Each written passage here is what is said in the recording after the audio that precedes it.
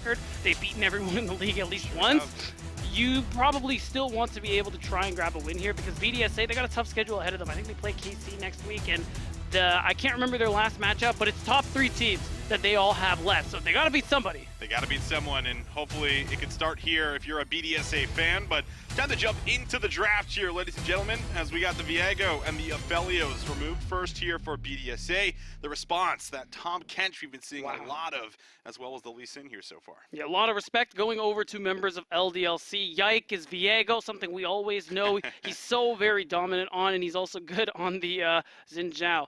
Now, LDLC probably thinking about whether or not to ban away the Jinx, because with the Aphelios being taken away, you don't really get that handshake you usually expect, but instead, they're going to take away the Diana. They definitely know something we don't, because Diana hasn't showed up, I think, since Nice, but as expected, BDSA, they're going to go ahead and grab the Jinx. Yeah, Shio has opted in for it a little bit, so maybe just fearing the fact that he could pull this out. However, a lot of junglers have been removed. Ragnar with his typical Rengar hover. Maybe when we get the playoffs and we get more series or more maps in the mix here for our series would be maybe ideal to kind of get that out here for us. But for now, it has been, you know, a different flavor here. They get a little hover over the Scion. But how about the Zeri? Looks like they have a plan here. They know what they want to play into the Jinx. Yeah, the thing is, too, Zeri's up, Gwen is still up. LDLC definitely have a lot of things that they can grab for themselves right now, especially because we don't see it a lot here in the LFL, but Gwen jungle is actually pretty strong and a viable pick overall, so that's something they could consider for Yike, but they like early game power, they like early game skirmishing, so instead they're going to go for the Volley Bear. It is a solid front line, a lot of good early potential, and you're going to be able to set up for a lot of dives. But someone over at BDSA was listening, they said, wait a minute, Gwen's open, let's go. What's up with that pick? We were so let that through? Oh my god. Maybe they won't let it through. Maybe we won't see it here for BDSA. But either way, they might want to look at matching the jungle pick. They are hovering over the Zed, but I'd like the Hecarim. That is going to be some great engage. I mean, great clear. Everything about the champion, I feel like, is still very strong here for us, and we'll see how Shio is going to be able to pilot it here for this game. Yeah, it's still pretty much the only support ban we've seen so far is the Tom Kench. You could technically go to Karma. You don't see Jinx Karma a lot, but it pairs extremely well with the Hecarim, and it still gives you the shielding and things like that for later on into the game. But instead, they're opting for that Jinx Thresh bottom lane, really strong in the 2v2 here, and it is going to be nice because LDLC, on the other hand, are probably going to go that Enchanter's way with the Zeri, because it's usually something you want to pair her with, something with shields, a little bit of speed boost, things like that. Oh my god, they don't care about any of that though, Doss! He locked it in! He's gonna play the Pike! We'll get some Pike action here in game number 3, and well, I am all here for it. Hook on hook matchup here with the Thresh versus the Pike in the bot lane. Obviously, you have, you know, a really immobile AD carry like the Jinx that can get caught out, so this could be a lot of attention down to the bot side as now we'll start to look at some of the phase 2 bans coming in. Yeah, now BDSA, of course, going to ban away the Gwen as Ragnar. It's still open for him. It would still be a good pick, and you're seeing the Vex taken away just because of the Vex Hecarim. Even though it hasn't been working out yesterday and today, we have seen the potential of it, and LDLC aren't interested in that. The Ori ban, of course, you have to take away when someone has Hecarim as well. Great combination here. On BDSA side, probably going to look to take away either another top or another mid here. Aka probably not going to be going for the Xerath, so I think that's something they don't have to think about. Probably more something on the side of like the Victor, things like that. Yeah, you know, the Victor has been pretty stable in the mid lane, hard to move around, and well, the damage in the late game is absurd. But what will be the phase 2 ban? It's going to be Aurelia, just in case someone was thinking about pulling that out. Ragnar certainly has had a bunch of different champions in his pool, but it's going to be the Ahri immediately locked in here for LDLC. Yeah, I think the Aurelia ban means BDSA probably want to go Jace or something in the top lane. It's one of like the only matchups that really bully him out there. We know Ragnar has played the champion, so I think that would end up being a really solid pick for them. I would like the Syndra as well, because as good as the new Ahri is, I think that's actually a pretty tough matchup in terms of you're still probably going to be able to contest for push, but you have better gank setup here, and a lot of what Ahri wants to do, especially with landing things like the Charm, is contingent on avoiding the wave. With Syndra, she can just drop the ball wherever, she can scatter the weak, no problem, set up for the jungle, and if you can get the better of this matchup and get push, you're going to allow Shio to have an easier time in his first few clears, because when you think about aggressive mid lane like Ahri, aggressive jungle like Volley Bear, I'm already seeing it, the 3 camp into, all right, where's this horsey? I want to play. Yes, that's right. Now top side, we'll get ourselves a Graves, safe pick, seen it quite a bit, a little bit more damage, and you're able to have some of that side lane pressure here for BDSA. But Ragnar, he has the choice, he has the decision, what he wants to play into this, and he wants to go for some kill threat. We'll get to Nakali here in the game too. I'm a big fan of that. We saw a relevant pop off on that yesterday there for Misfits Premier, and this time around Ragnar is going to be playing it out. We talk about Ragnar. And here we go, back at it again. 11-4, 9-6. BDSA, I would say, got bailed out yesterday by a very fortunate Hextech soul that managed to come through. They sure did. Saved them with the wave clear when the Baron and the Elder was collected for Mirage.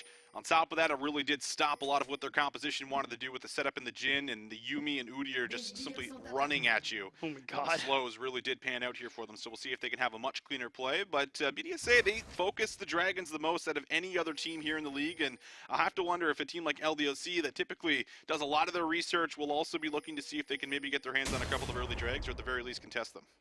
Yeah, with how much priority they usually put on the bottom side, I would not be surprised to see it. The Pyke Zeri bot lane is the thing I'm most intrigued about, because usually Zeri, paired with the Enchanters, one, because double range gets you a lot of priority, gets you a bit of safety with that shielding and things like that, but it's because Zeri is really weak early on. She is barely a champion until you get an item or two under her belt, some levels in her abilities.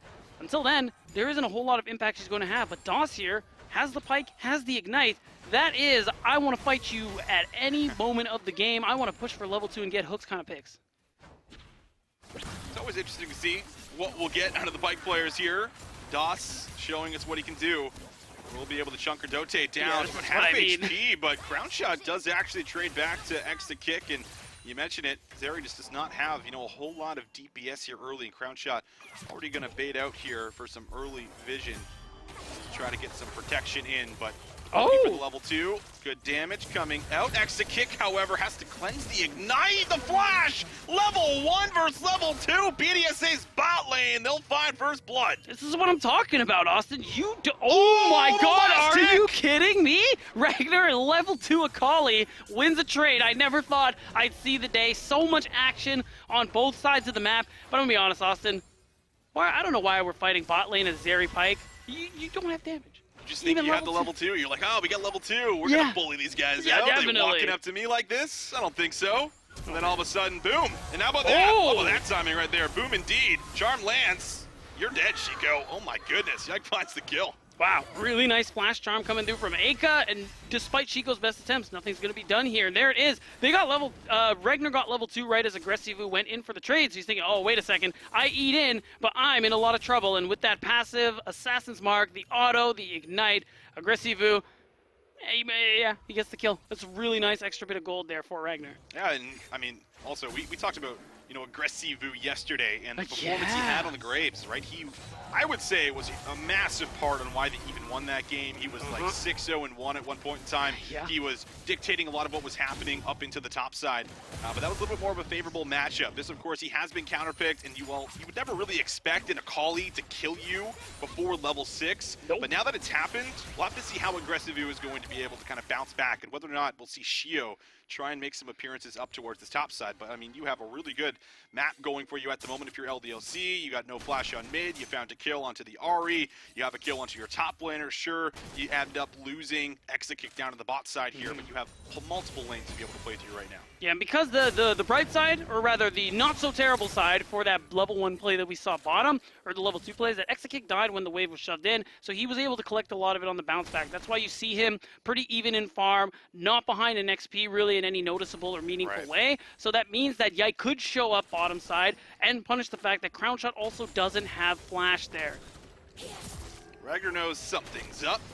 We'll be able to get the charge off here. A lot of damage comes down, no flash, but the Shroud really paying off in that situation here. So that gank we were wondering about does end up coming through. Shio does invest the Ghost, and that's going to at least relieve just a bit of pressure here on the top side. Yeah, it's going to allow Aggressivu to be able to shove out this wave pretty unencumbered, and with Ragnar's low health, he's not going to be looking for any trades for the moment here. So it's good play there from Shio, the top side. He's a player who honestly I had a lot of criticism for when it comes to early game, and being able to find some of these angles we've seen on the Hecarim, honestly not bad. I think a lot of junglers in this league actually, who we usually see were very inactive, managed to really come into their own with finding these angles, making these early game plays. And that is a big deal in this metagame where even if you're playing something like the Hecarim, things need to be happening early on. Back to the bot side here for us, Crown Shot or Dote. Have a lot of kill threat, especially now that Jinx does have that Noon Quiver going to be picked up here. And Exakick is not really going to feel safe in lane as DOS has done a little roaming here through mid. We'll be able to get the shove out so that Ica can, in fact, reset, get back onto the map. But level 6 is coming in, and this is where I think we start to expect what Ica is going to be able to do and how he's going to be able to start moving around the map here. It's all about utilizing that Spirit Rush here on the Ahri. And, well, maybe you don't even need it. Exakick is just going to move over here with Yike. It's a very early Dragon, around 6 minutes, and it looks like it should be secured uncontested. Even though the bot 2v2 is a little questionable for this team, Yike, the stronger early game jungler, and the fact that Aka, when he's not on the map and you can't see him with the lead he's got for himself, something you also need to be respecting, like you're talking about. Having Aka around the map is going to have that kind of impact. And LDLC, a team who we know stacks Dragons quite a bit in the early game, is going to be able to pick up the first one here as well. And so far, LDLC, both teams actually, a lot of early aggression, but LDLC just walk away with a little more to show for it here. And I like this move from Ragnar as well. Get some vision, pop that Scrying Orb, so you can have a better eye on where Shio is and get the timer on some of these camps. Yep, you found out exactly that. All right, no camps are up in the top side. It means that Shio is likely in the bot side right now. Oh, look at that. That ward is going to confirm it, as DOS is going to probably back up. Wave should get under tower here, unless Crown Shot decides to pull it. And he's just going to go for the full clear overall. So a little bit of fog being used from both of the mid laners, threatening a move into the bot side. It doesn't look like anything is going to take place. It's a good reset angle coming through, and now DOS has found another angle. Come and just pop his head into mid lane to see if anything's going on. Pike's that kind of champion. You get him moments to move. He is dangerous in other lanes. Oh, baby. He might be dead. Ragnar goes in. Sure can flip lands, but he does not feel confident enough to go back through. However, this will force Aggressivu out of lane and will be a flash for Ignite. Yeah, and I think you're happy about that one because you, as the Akali, don't even have flash to begin with. Getting that out means the next time that perfect execution comes up, you got to be feeling yourself just a little bit more. And because Aggressivu doesn't have the CP and he's got to walk his way back, he might actually lose out on a bit of gold and XP because Ragnar has held the wave just outside of his turret range, it looks like. So that's going to be a nice advantage there for him. Things are slowing back down. You see both junglers passing towards the top side because Rift Herald is now what's on everybody's minds, and that's why you see DOS already on the move here. We talk about, even though he's not level 6, still will be able to have a lot of impact in these skirmishes, and there he is, he's hovering. There he is. Been here a lot. Yeah, is it duo Exakick or is it Ica? Yeah, what's the question here? I'm not really sure. We're gonna find out. Gotta open up Professor. Yes, we do. But looking in the mid lane, Rift Herald is going to likely be taken. The priority is here. Nice hook. And that is going to be a flash forced out here onto Sinjo. However, Shield moves through, and this does actually reset the Rift Herald. So both teams nearby, 80 carries not going to be in the fight. And BDSA might feel confident enough to start this back up. We'll have to see exactly what the plan is for Shield. And yeah, he's going to start it. Do have the vision on that. Ragnar could technically TP back and help them skirmish for it if they really wanted to. You still see Aka as well. They want this, and I think they should be in a good position to go for it. Both junglers have level 6. Ragnar has found his way back. That's going to land. DOS is going to get absolutely shredded there. Unleash power. We'll be able to secure a kill. We'll see the Mega Death Rocket come out. Smite comes through, and BDSA will be able to secure the Rift Herald and get out scot-free. Just like that, they're out of there. Easy usage of the Dark Passage, and a really nice stun into kill from the hook, actually, from Radote, being able to allow Shiko to go through with the Unleash power. And now, getting Rift Herald for BDSA is going to be a big deal, especially because Shio didn't have to use his ultimate in that fight. You could very well recall, go bot lane, and just try to dive the Zeri, who's honestly still not in a position where you have to be really worrying about her damage just yet. So being able to set him behind, delay that crucial spike, being able to get turret plates onto Crown Shot, I think is the best move. Plate does end up going over there. Resets maybe for both of the mid laners, but no, first Ike is going to be able to pick up that blue buff. That's going to be handed off there from Yike. Good guy jungler, going to be able to give Ari a little bit more priority over the mid lane, which has been a pretty important piece of this game here so far. Whoever gets the mid lane push, able to, of course, move out onto either side lane here first. You want to be able to keep this Ari a little bit controlled. Look at Das again. He knows that flash is down. Wants a little revenge after the Unleashed Power rained down on him and sent him back to the base. So he's going to continue to look, but now decides to move in with the Yike. Yeah, and there's a big deal too. You know Shio's on this side of the map, and there,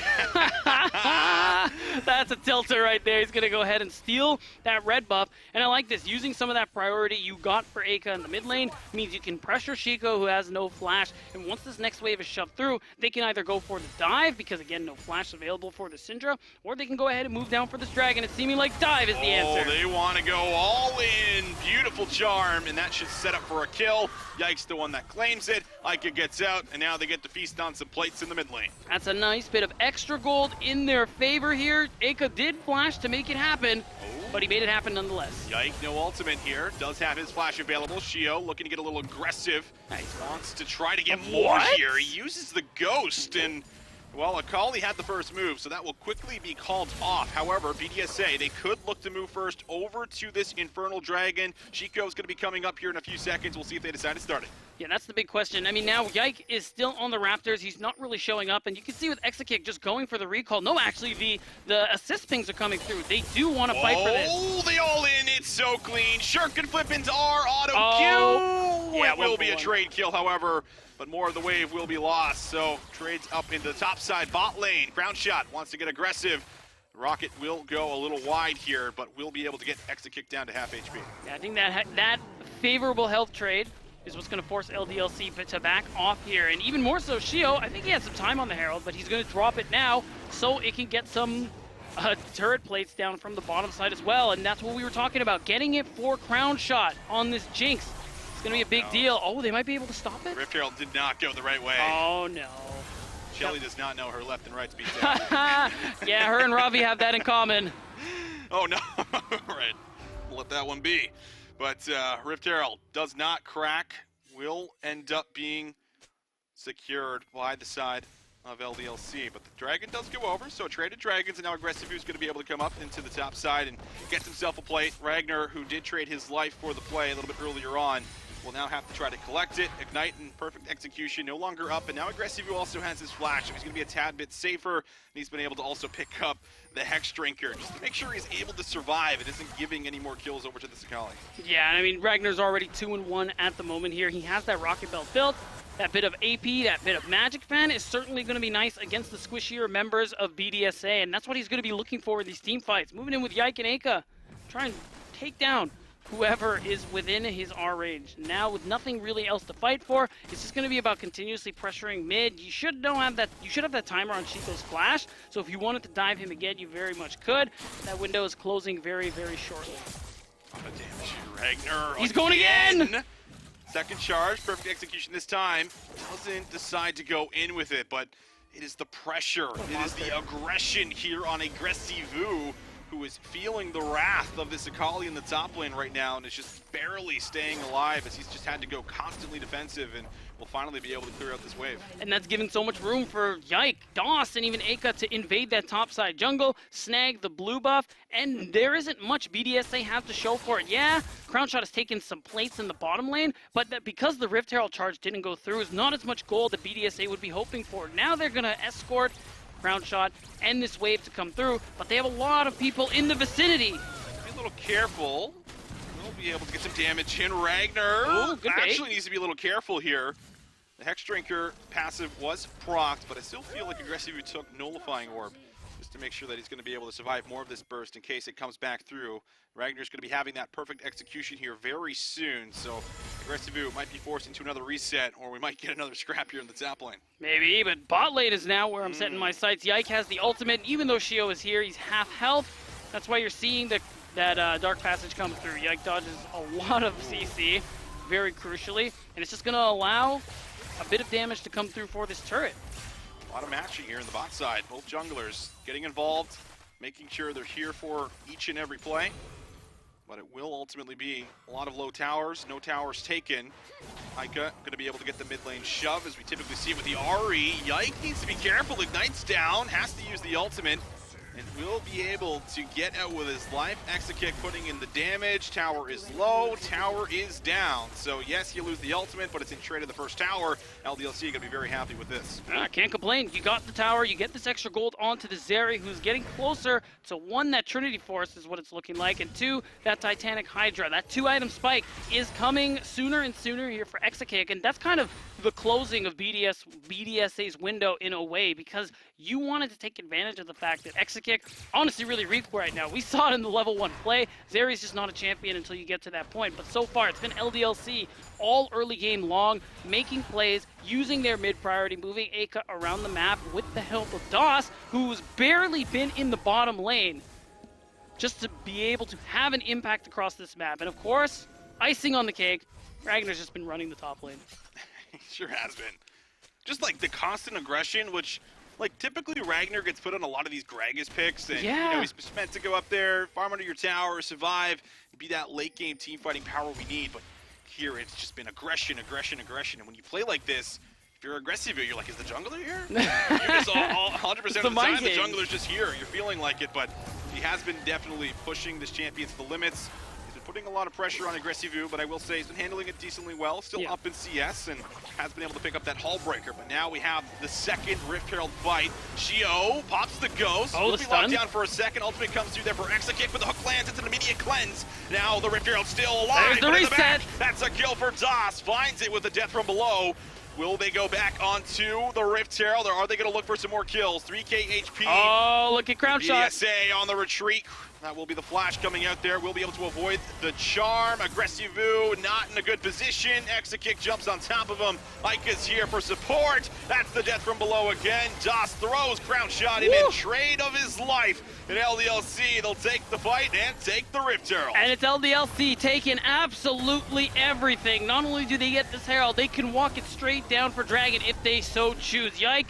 His HP is full, but he's going to go for the recall, spend the gold that they have. They're going to allow BDSA their small reprieve in neutral objectives here. And a beautiful fight coming from this team we praise so much. They're top of the league for a reason here on LDLC side, and they have just been so dominant in most of their games. And it's looking like that is no change today. Looks like the Dragon should go over. Dote is going to play Lantern for a jungler. Secured, Lantern out. And they will be able to get themselves the second drink of the game. But first, one more look back on the second Rift Herald fight. And this was a scrappy one here. You see them go in, and they tried to put the stun onto Shio. He didn't really find the best angle for that onslaught of shadows. Instead, he tries to ult on the Ahri, who is a very mobile champion. So wasn't able to find that value here. And so things slow down a little bit. Ragnar is still here who does damage. Exekick, being that mobile Zeri, is still here. And with the help of Yike being able to get that CC on, LDLC are able to navigate this fight so cleanly and find pretty much everything that they're looking for, even if they trade their support for it. It's actually amazing that Yike survived all of that. When the Mega Death Rocket came in, Aggressivu was right on top of him. He was stuck in the pit and still manages to walk out of that one without a death. And the Rift Herald on top of it. So good looks here for LDLC. They're holding on to a decent gold lead of about 3,000 here in 18.5 minutes.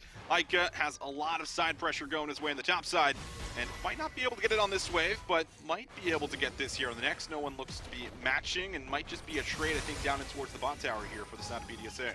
Right, BDSA trying to focus. The bot tier 1 is very, very low. Aggressivu is strong enough right now with that hull breaker that they do feel confident enough to be at least in the area while he takes the turret in case the play goes through. But ultimately, it's only a small bit of gold compared to what they are continuously losing here as Aka's shoving these waves in the top lane. He just picked up a turret. LDLC are in control of pushing mid as well, which means you lose your entire jungle if you're Shio. Shio hasn't even completed his first item yet. We're 20 minutes in the game. That does not feel good.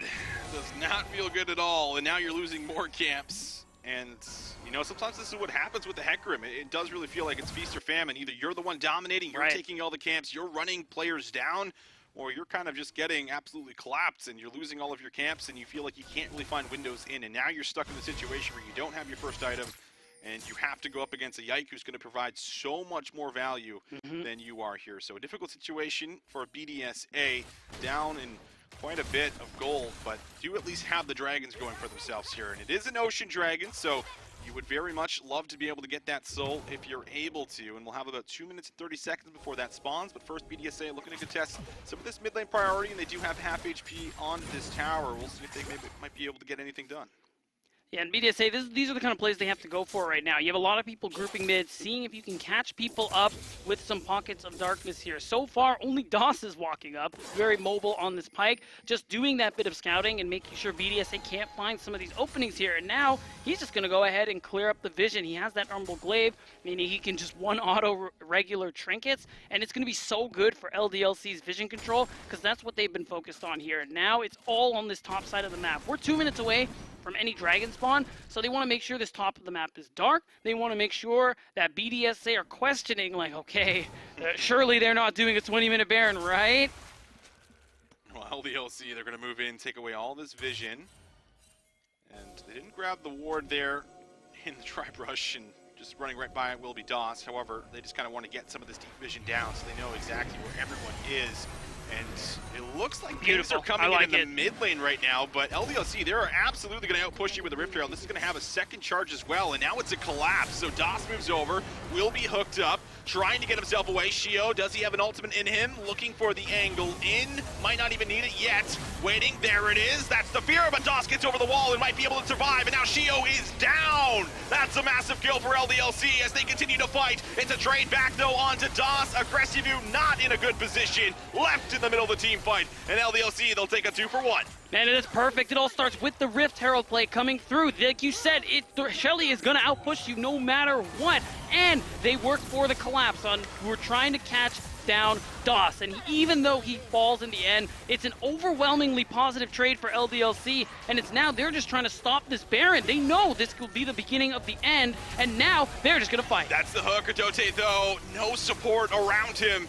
Crown shot, no HP, no mana rather, and now Shiko has to run for the hills. Does have the flash, looking for the charm, does not connect, holds the flash, but it does at least get them off of the Nash. So you do succeed in that regard, but still, you lost so many in that fight. You still have so much vision on the top side of the map that you need to clear. But the thing is now, LDLC, they're going to be able to move bot, pick up this dragon that's coming up in 10 seconds time here, which is interesting because I see that Yike is recalling. Take a look at it again.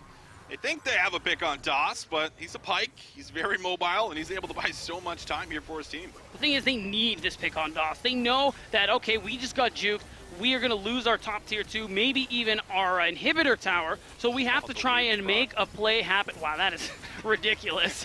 But and as it happens too, you try to get the collapse, but it's LDLC who end up pinching the members of BDSA. They get the 3-for-1, and even though they don't get the Baron out of it, they still manage to secure themselves control over this Dragon Pit. And look at this, Magi's picked up for Ica. Love that. I mean, I feel like we've gotten to the point with Ari where it's like, once you get to the late game, I think you realize that a lot of her value falls off. So yeah, you might as well try to close the doors as fast as possible. Get the game. Oh, I was thinking for a second. I had to hold that point because that was too damn close. Yike had the smite the whole time, but he's like, I don't want to use this. And Crown Shot's like, well, you better. Almost gets it, but not enough. So tied up in the dragons now, 2 apiece. Now we'll see exactly how LDLC want to start working the map right now. They can still move back to this Baron. There's a lot of good vision set up here for BDSA, so they'll know exactly what they're up to as soon as they move in, but how are they going to respond? That's really the big question. And the big thing now, too, is that what LDLC want to do is continue playing. You can see how they move Aka. They always keep him on the side lane around the major objective they want to play for. Both solo laners are fed out of their minds, but this Ari is what you want to be playing towards. That's why he's pushing top, and that's why they're using that pressure to secure vision here. And instead of trying to answer it, BDSA, they're just trying to secure mid push for themselves here to allow themselves to get some semblance of vision control, because so far they've had very little the last 10 minutes or so, and because of that, LDLC are basically walking all over them here. They're not even answering the top wave that is still there. A lot of golden XP is being lost at the moment if no one goes for it, and it's because they're trying to see if they can find an angle. They're trying to see if someone from LDLC oversteps, kind of like what they thought they could find with DOS earlier, but they need a more positive trade than what happened then. Look at the map right now, just complete darkness. You have to use your That's ultimate terrifying here just to get an idea. Are they on the Nash? We have no clue whatsoever. And now LDLC, they're going to take this time saying, listen, we've set up the map. We know that you guys have no idea what's happening. We're going to take this time to reset, get some of that gold spent, come back out here. And you take a look at the gold graphs, they have quite a bit of it. Everyone having a lead except for Exakick. Crownshot does have slightly 700-800 gold here over him. And that's really your saving grace right now for BDSA beatdown. You need Crownshot to find a reset, start popping up, outputting all of his damage, because LDLC, they just have all the control and they're just going to continue to play with this Fog of War. Yeah, and considering that even though Chico's very far behind, he's still going to have a lot of value with that Scatter of the Week. It just has to be impactful. You need to be able to kind of slow down the engage, land a stun, blow somebody up with that unleashed power, and if Crownshot becomes a part of that, get him excited, you allow Shio to move in and threaten that all in with the Onslaught of Shadows. It's just going to be about creating space for Crownshot, because like you said, he's the saving grace, he's 2.5 items, he is in a good position to be able to go big in these team fights. He just needs time to put out the damage, because the thing with DPS, he has the DP, he just needs the S. He needs the S, capital S in there. Get it going. Let's see if it can happen, or it will happen, as Ragnar, he's toying with Aggressive a little bit, and Aggressive has had to go for a build that kind of just keeps him alive, so his damage is not really going to be anything to be too scared of, but in the back, Das will be spotted out as he was trying to see if he can maybe get some of this deep vision down. Looking for a potential flank angle with some TPs that are up for Ragnar, as well as Ica, both very mobile and would love to utilize it. But it looks like maybe this just might be a stall out for the next Dragon right now. Another reset here for LDLC, so they are allowing BDSA to farm up, get a lot of this gold back into their pockets. They're not really under threat anywhere. I mean, they do have a top inhibitor that is exposed, but we haven't seen anything for LDLC for as far as, pushing that envelope, trying to get into the base here. So it's just still playing around the Nash, seeing if they can get the setup, clearing the vision. Again, Mega Death Rocket comes out. They're not really going to know if they're on Baron or not, because that did hit Ica, but they do have some blue wards up and available. Yeah, and I'm thinking now's the time you want to go for this. You've reset after pushing out all these waves, spending all your gold. It's Baron time, especially with that Mega Death Rocket gone and no threat of the steal unless Shio actually shows up. You just go ahead and get it done, and there's Ica. Oh, a lot of damage here. Aggressive already down to half HP, but the Baron, it's not being taken very quickly. Shio needs to get eyes on it as he's going to go in. Ica in a lot of trouble. Might be able to get out with his life, but no. It will be a kill. 1 for 1 here so far on to Ragnar. However, Ica pushed out of the fight, gets them off the Baron, and BDSA still continuing to stall the game out. Yeah, 1 for 1. No jungler, though, means you're going to be able to go for this Dragon very, very shortly. Shio will be up in time, but by then, there's going to be no vision available here. You're going to be walking into darkness once more. So LDLC still in control here. They aren't able to go for the Baron, but they should be able to threaten this tier 2, especially with Das, who is in the area with some of those bone skewers. Here we go in the bot lane. Charm lands. Das says hello. Oh! Looks for the Q, but he doesn't find it. Aggressive with a bit of an outplay here. Whoop. Mega Death Rocket goes wide. Yike also comes down just for a little bit more insurance. A lot of damage going on to that tier 2, but will not be finished off on this wave. Aggressive going to be able to stand his ground, which is a big deal because you don't give away any of that gold. He's going to be able to recall and spend some of his. He has the teleport if a fight ends up breaking out. Because BDSA used this opportunity to push mid, they actually get to set up around this Dragon first. Even with the eyes being there, that teleport is coming through. LDLC are a little slow. Yike, he's going to have to steal if he wants it. Oh, he's not getting into that pit. It's secured here for Shio, but now he's got to get his way out in the back line. Ica! Oh, he loses the 1v1. Crownshot takes him down, and now the Jinx is excited. Ragnar goes into the stopwatch, and now Shiko has to flash over the wall. Here comes Exakick on the big play. We can't be able to find it, only be able to find a little bit of damage. Now Das looking for some more. Will he be able to find the hook? Yes, he will, but no one there to follow up. And it's a very scrappy fight here in the jungle, but BDSA, they come out with the win. LDLC, they wanted the fight afterwards, but they just couldn't find the angle. Crownshot finally gets to go big. He gets that 1v1 onto Ica. The plan looked like it was wait for this Ahri to move up and find the setup, but he walked into one too many members of BDS Academy, and that sets them up in such a great position because, again, they get this mid-push, and again, they now for the first time, they get to be the ones to threaten the Baron take. Unbelievable. What a turnaround. BDSA looking to go toe-to-toe against one of the best here in the LFL. Yike. Can he play hero? Can he get into the pit?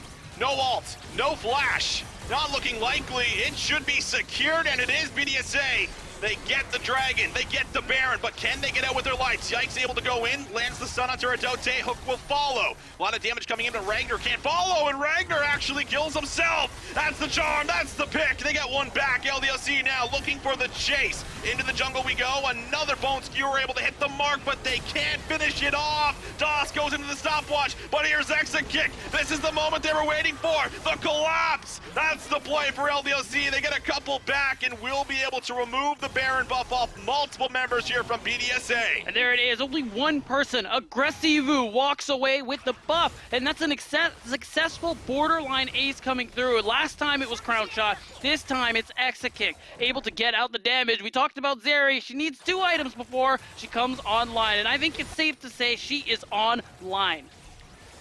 Ooh, take another look at the start of this.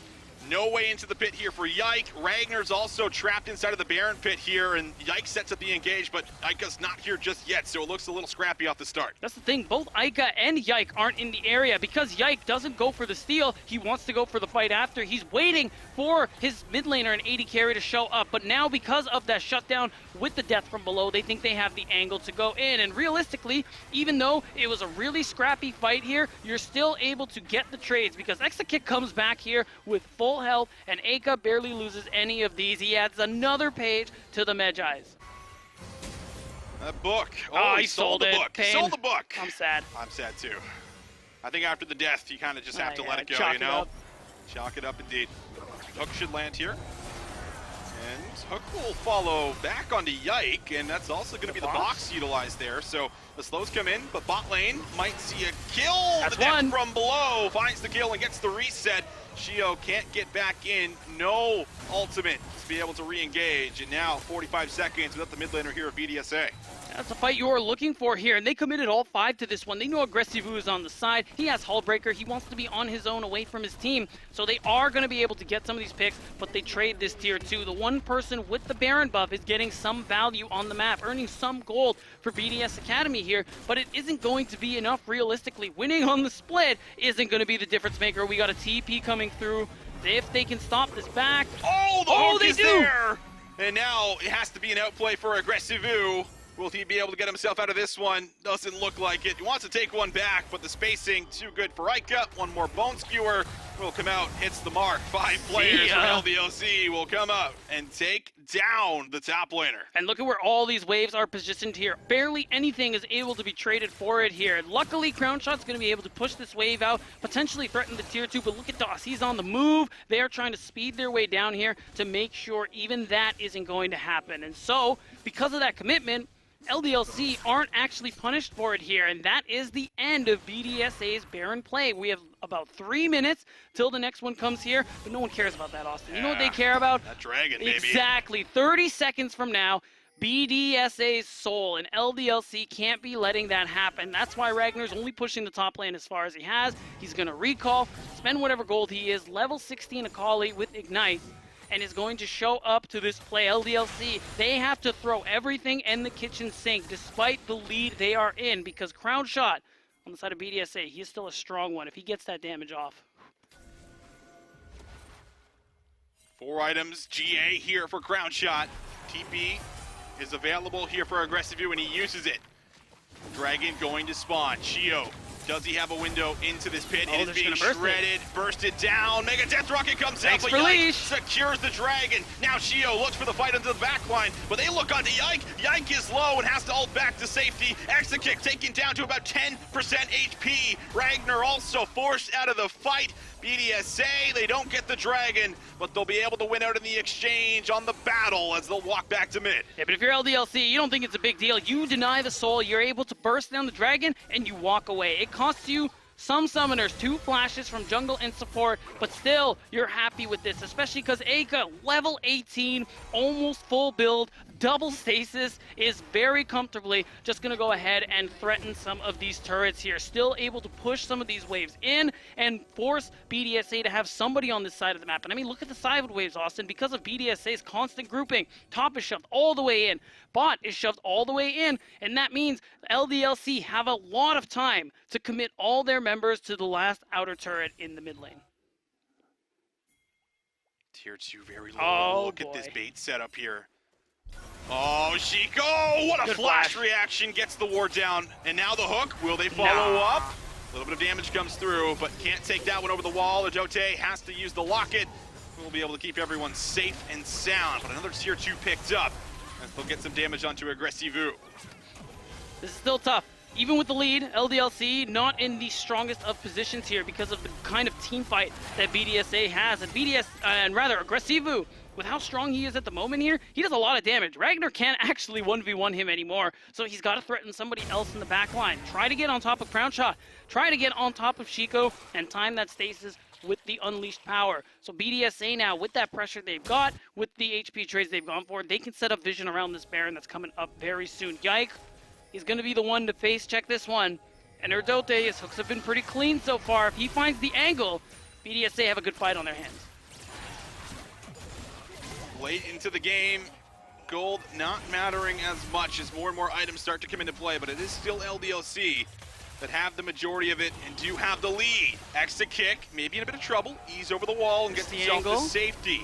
That's the redemption that comes through. Teleport. Gets everyone healthy. Ragnar right into the middle of the fight. Das is still a little bit low. Can they find an angle back in? They go right on the icon. They take him down. Mid laner is out of the fight, but exit kick finds the mid laner and trades one back. 4 versus 4. Yike is low. Yike excited. Is deleted. Aggressivu finds the kill. 4 versus 3. BDSA, they have the numbers, and they're looking for the Nash. Insane catch, insane punish onto Aka, who is blown up instantly after the fear. And this is what I'm talking about. LDLC, they're still technically 5k gold up, but if BDSA find the angle, if Shio or Dote get the CC down, they have the way in. That's a hook. That's going to be the GA popped. A little bit of damage comes back for Ragnar. Exit kick doing what he can. Death from below comes through, but it's 2 more kills going over. Exit kick gets 1 and is able to deal a bit of damage onto Aggressivu. He's looking for a little more, but has to back down, has to get away.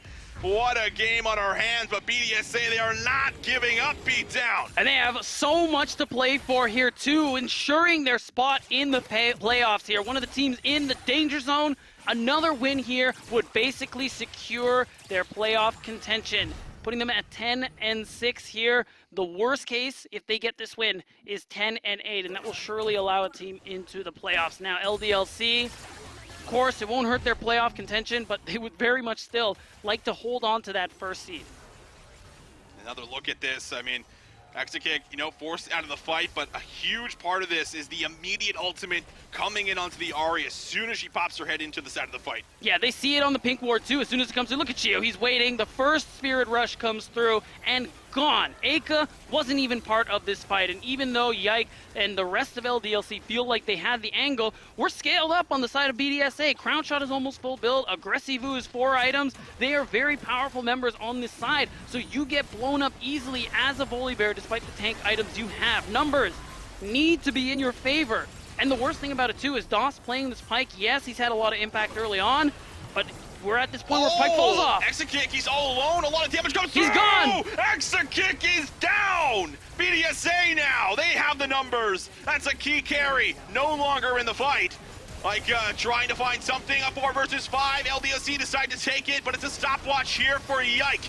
Able to get himself out with the ultimate. Ragnar goes in, but he does not have the damage. Has to take the perfect execution through. That's one? Does find a good amount of it and gets 1 before dropping. So no more Shiko, but it's only Shiko that's eliminated for BDSA. They are still hunting for more as they're in the base. They're under the towers. Double stasis here for Ica, but that won't save you. The hook comes through. Ground shot finds the kill. Reset cities for the Jinx. And now BDSA, they can look for the win. It's just jungle support. BDSA have everything they need to get that 10th win, to lock themselves into playoffs, to ensure that they do not fall out of contention. And they beat the top-seeded team in the league.